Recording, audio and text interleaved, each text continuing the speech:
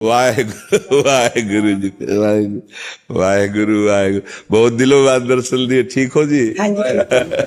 आओ जी आओ जी आओ। ये मैं आपके लिए लेके आया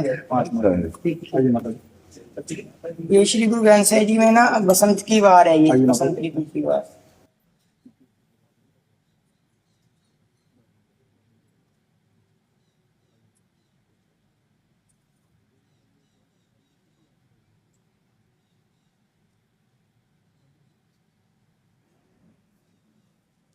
एक कपड़े में विराजमान करके जी।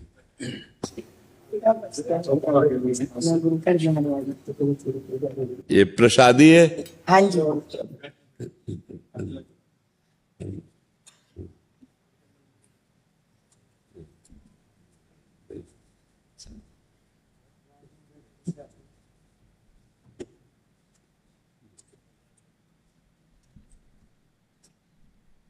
नमिता जी, राधे राधे। महाराज जी, गुरुदेव आप कहते हैं ग्रस्त में रहकर भी हम भगवत प्राप्ति कर सकते हैं। महाराज जी, परंतु कैसे? क्योंकि ग्रस्त में तो हम अपने परिवार और लोगों में फंसे हुए हैं, अपना मोह माया से इस कैसे जहां फंसे हैं वहीं से मुक्त हो जाएंगे।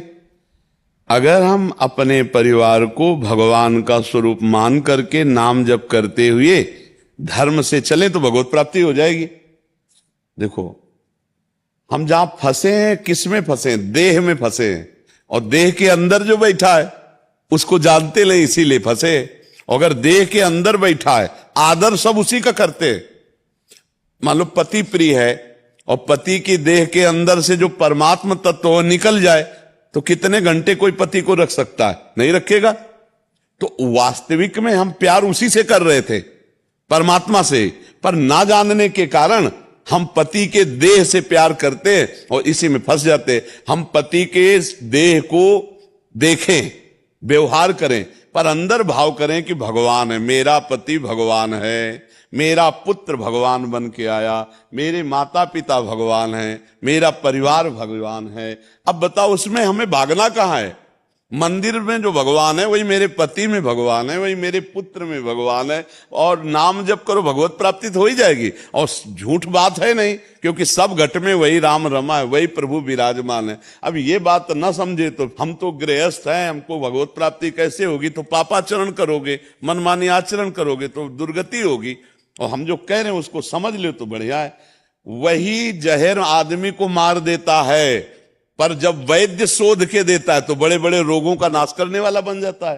तो ऐसे ही सदगुरु रूपी वैद्य जब हमें बता रहे हैं कि ये संसार रूपी जितनी भी ये भगवान ही है, मान लो अपने पति को भगवान मान करके आराधना करो, देखो भगवान मिलते कि नहीं। अपने पुत्र में, अपने परिवार में भगवान देखो तो देखो भगवान है, पक्का है, वही ईश्वर, वही परमात्मा सब में बैठा है। पर हमारी आंखें खराब हो चुकी, नहीं समझ पा रहे। तो यही समझाने के लिए हम बैठे हैं, यही समझाने के लिए अध्यात्म शास्त्र है कि घर गृहस्थी में भगवत प्राप्ति हो सकती है। बस परिवार को भगवान मानना है। अगर ये मान लो, नाथ सकल संपदा तुम्हारी, मैं सेवक समेत सुत नारी, और नाम जप करो, पाप कर्म ना करो तो भगवान मिल जाएंगे। अब पाप कर्म करो, भगवान का सुमिरन ना करो, परिवार में कलह करो तो नरक जाओगे। सिद्धांत है, बस ठीक से चलो। क्यों? आप समझ पा रहे? क्या पति में भगवान नहीं है? क्या पुत्र में भगवान नहीं? तो हमको और कौन से भगवान मिलने? उन्हीं में भगवान को देख के और नाम जप करे तो भगवान मिल जाएंगे। हम एक पत्थर के टुकड़े में भगवान मान सकते हैं और हमें भगवान की प्राप्ति वो करा सकता है। एक पत्थर का टुकड़ा, उसे हम मानो शालिग्राम मान ले, शंकर जी मान ले, हम जो मान लिया तो भगवान मिल जाते हैं ना। हमारा मन संतुष्ट हो जाता है कि हमने भगवान की पूजा की, तो हम पति को भगवान मानकर उसकी पूजा करें, पुत्र को, परिवार को, माता पिता को, तो क्या भगवान नहीं मिल जाएंगे? पक्का मिल जाएंगे। पर हम माता पिता में तो भगवान नहीं देखते, उनको गाली देते हैं। पति में भगवान नहीं देखते, पत्नी में भगवान नहीं देखते, पुत्र में भगवान नहीं देखते। मंदिर में चले जाए तो मंदिर वाले भी भगवान तुम्हारे को नहीं मिलेंगे। घर के भगवान को ठुकरा दो, घर में भगवत भावना न करो तो बाहर भगवान कहाँ बैठे हैं जो मिल जाए? भावना है, भजन है तो भगवान है, भावना नहीं, भजन नहीं तो भगवान को देखकर भी भगवान नहीं मान सकते आप। दुर्योधन ने माना क्या श्री कृष्ण को भगवान? सामने भगवान समझा रहे हैं लेकिन उसकी समझ में नहीं आ रहा क्योंकि वो दुष्ट स्वभाव का है, भजन नहीं है। हमें लगता है नाम जप करो, राधा राधा कृष्ण कृष्ण हरि हरि राम राम, जो आपको प्रिय हो, और खूब सबकी सेवा करो, और वो सेवा भगवान को समर्पित करो, सब में भगवान, इससे भगवत प्राप्ति हो जाएगी। समझ पा रहे?